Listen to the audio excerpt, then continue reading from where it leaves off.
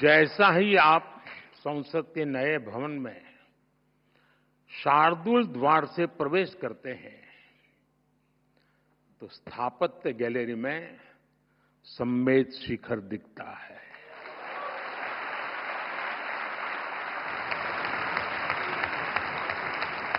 लोकसभा के प्रवेश पर तीर्थंकर की मूर्ति है। ये मूर्ति ऑस्ट्रेलिया से लौटी है।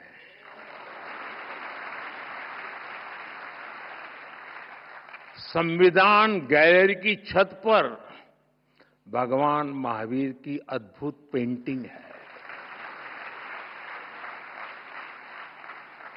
साउथ बिल्डिंग की दीवार पर सभी 24 तीर्थंकर एक साथ हैं।